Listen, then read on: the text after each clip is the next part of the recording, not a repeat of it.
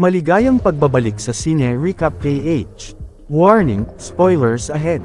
Ang pelikulang itatampok natin ngayon ay ang kwento patungkol sa isang fighter jet pilot ng Israel na bumagsak sa Syria matapos tamaan ng missile. Ang pelikulang ito ay ipinalabas taong 2019 na pinamagatang Jarhead Law of Return. Bago tayo magpatuloy, paki-like ang video at mag-subscribe na din sa channel na ito. Maraming salamat. Nagsimula ang pelikula kung saan ikinukwento ni Gunnery Sergeant Dave Torres, ang team leader ng 2nd Marine Raider Battalion ang misyon nila sa Afghanistan na pagligtas sa dinukot na American professor. Hindi naging madali ang pagpasok nila sa kuta ng mga terorista matapos tamaan ang ilan sa mga kasamahan niyang sundalo. Pero kahit gano'n na iligtas nila ang professor at nagawang mailabas, ngunit habang paalis na tinamaan ito ng bala na malubhang nasugatan, nagawa nilang makabalik ng base ngunit dineklarang patay na ang professor kabilang ang isa sa kanyang kasamahan pagdating. 5 buwan na lang ang nalalabi maaari nang makapagretiro si Torres sa militar. Bilang siya ang pinakamagaling sa Special Warfare Operation, pinadala siya at ang kanyang team para sa training exercise na makakasama ang Israeli Air Force. Samantala sa Israel, si Ronan Jackson ay kasalukuyang nagbabakasyon kasama ang asawa. Bago pa matapos ang pahinga niya, tinawagan na ito para mag-report. Si Ronan ay isang anak ng US Senator na si Richard Jackson. Hindi lang sila masyadong nagkakasamang mag-ama dahil nakatira na sa Israel si Ronan at kasalukuyan ding isang fighter jet pilot ng IDF o Israel Defense Force. Kinalaunan, dumating na din sa Israel ang 2nd Marine Raider Battalion na pinamumunuan ni Torres para sa gaganaping training exercise. Bumalik na din si Ronan sa kampo at inihahanda ang gagamitin nilang eroplano kasama ang partner para sa gagawing misyon. Bago magsimula ang training ng US Marine at IDF Shoaldag, tinawagan ni Torres ang anak para kumustahin.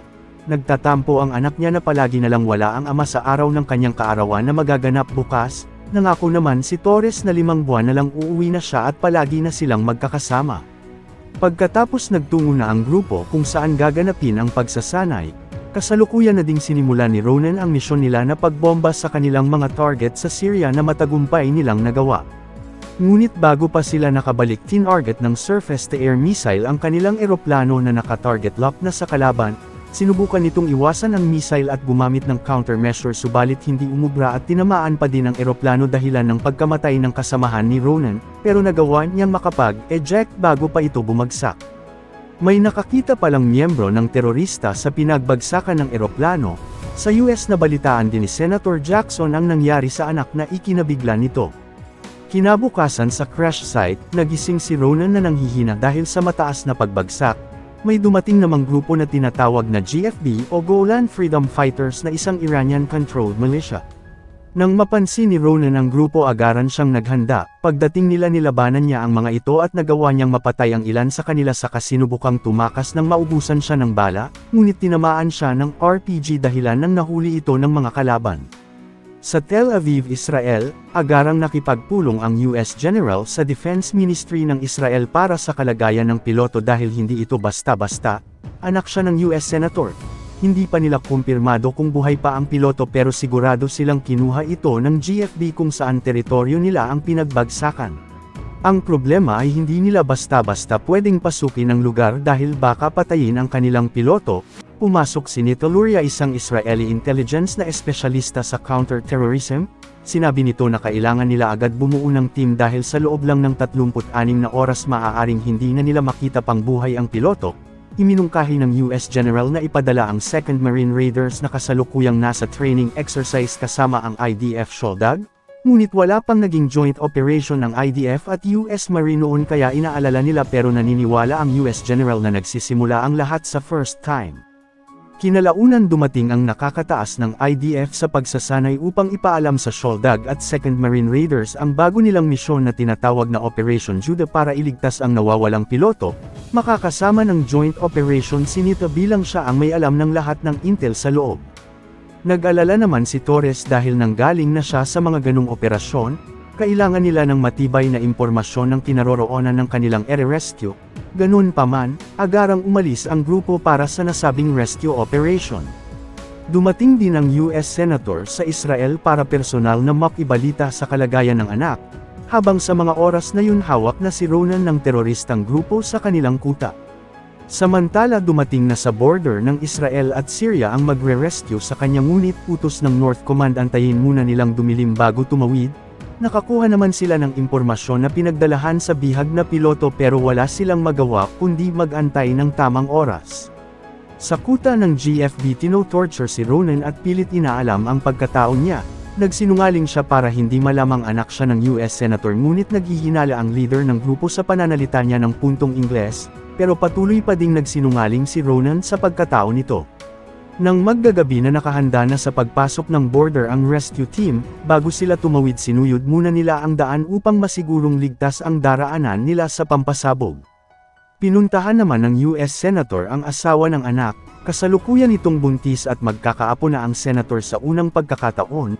Nag-alala din ang asawa ni Ronan na baka hindi na ito makabalik pa sa kanila. Sa North Command dumating ang US General para makibalita sa usad ng operasyon na nagsisimula pa lang. Walang nakitang pampasabog ang rescue team sa daan ngunit may nakaabang palang sniper sa lugar at tinamaan ang kasamahan nila. Agarang pinaalam ni Nita sa North Command ang sitwasyon habang hinahanap ng lahat ang sniper dahil madilim ang paligid. Nang magpaputok ulit ito nakita nila ang kinaroroonan nito ngunit binawian na ng buhay ang isa sa kanilang kasamahan. Masyado ding malayo ang kalaban kaya hindi nila ito matamaan. Nilapitan na ni Sergeant Torres ang sniper habang kino-cover ng mga kasamahan. Tingin ng kasama niya masyado pa din itong malayo pero pinatunayan ng sergeant na sakto lang ang distansya nila at nagawang mapatay ang sniper. Matapos ang sagupaan nag-alangan ang North Command na ituloy ang operasyon, inihayag ng US General na normal lang ang ganong sitwasyon sa unang operasyon, malaki din ang tiwala niya sa mga sundalo niya kaya gusto nitong ituloy ang operasyon kahit sila na lang. Itinuloy din ng North Command ang operasyon at agarang umalis ang rescue team patungo sa nakuha nilang lokasyon na kinaroroonan ng piloto. Nang marating nila ang lugar dahan-dahan nilang pinasok ang kuta ng GFB at isa-isang tinapos ang mga bantay. Nang clear na ang daan doon na nagsimula ang team na hanapin ang piloto sa loob na tila may kakaiba dahil halos wala silang makitang kalaban, sa labas nakita na lang ng mga naiwan na biglang dumating ang maraming kalaban na tila napaghandaan na ang pagdating nila. Habang sinusuyod ng team ang bawat silid nakita ng isa sa kanila ang hinihinalang bihag na piloto, ngunit nang kumpirmahin isa pala itong suicide bomber, sugatan ang mga sundalo at napatay ang isa sa kanila, dahil doon nagdesisyon na ang rescue team na umalis na dahil mukhang patibong lang ang lahat. Paglabas ng grupo na palibutan na pala sila ng mga kalaban, matinding bakbakan ang naganap sa dami ng kalaban pero isa-isa nilang napabagsak ang mga ito.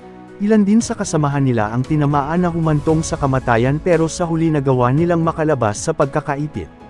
Samantala, nasa ibang lugar pala ang pinagtaguan sa piloto kung saan alam na ngayon ng leader ng grupo ang totoong pagkatao nito na anak siya ng US Senator. Balak siyang ipakilala sa pinaka-boss nila na may hawak ng milisya na sinusuportahan ng Iran na galit sa Amerika.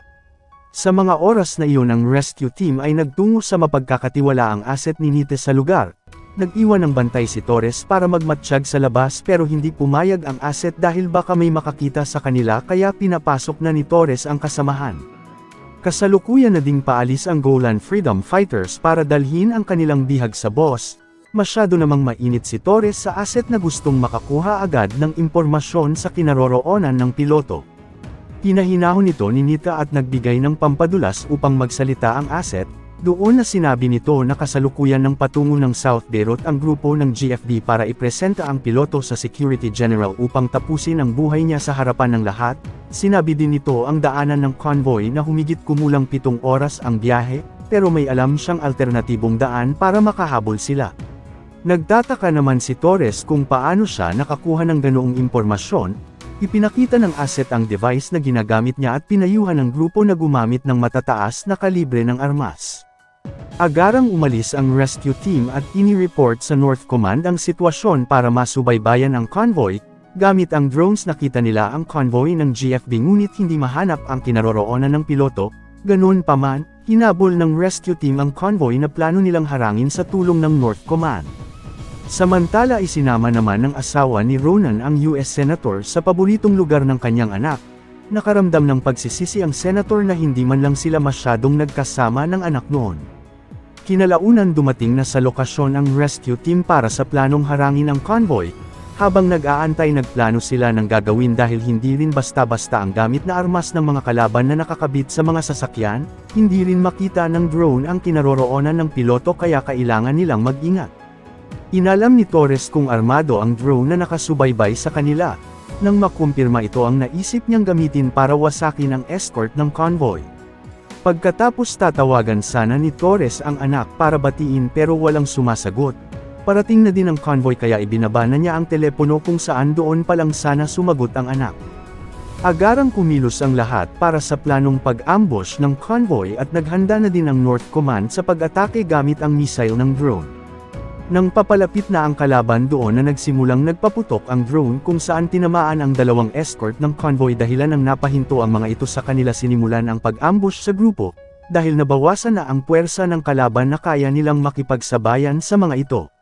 Madali na lang din nilang natalo ang grupo at agarang sinuri ni Torres ang mga sasakyan para hanapin ang piloto, ngunit wala ito sa unahan ng convoy. May mga kalaban pa sa dulong bahagi ng convoy na patuloy na lumalaban, pinasabog nila ang dulong bahagi at pinatay ang mga natitira sa kasinuri ang natirang sasakyan pero mayroon pa ding nakaligtas at tinamaan ang kasamahan ni Torres, nagawa namang mapatay nito ang kalaban saka siya itinabi ng team leader. Pagkatapos itinuloy na ulit ni Torres ang paghahanap sa piloto, subalit naikot na niya lahat ng sasakyan pero hindi niya pa din ito makita doon. Nawala na sila ng pag-asa na baka wala talaga doon ang piloto at pinaalam sa command na wala doon ang kanilang pakay na ikinadismaya ng lahat.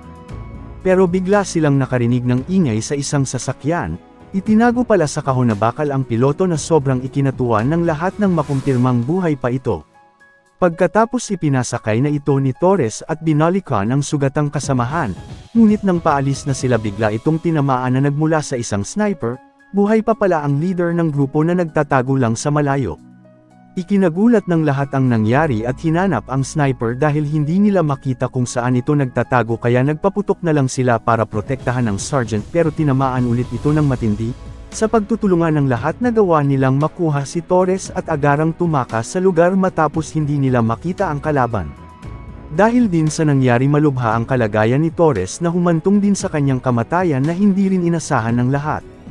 Balik sa Israel, ibinalita sa senator ang magandang balita na matagumpay ang pagkakaligtas sa anak. Hindi naman maiiwasan ang pagsasakripisyo ng ilang buhay para mailigtas ang isa, pero ganun talaga dahil ayon ang sinumpaan nilang tungkulin. Sa huli, inilibing si Sergeant Torres na dinaluhan ng mga kasamahan kabilang si Ronan, masakit man tanggapin sa naiwang pamilya ng Sergeant pero namatay siya sa tawag ng tungkulin. Dito na nagtatapos ang ating kwento, sana nagustuhan nyo. I-like ang video at mag-subscribe na din sa channel na ito. Maraming salamat sa panunood, hanggang sa muli. Paalam!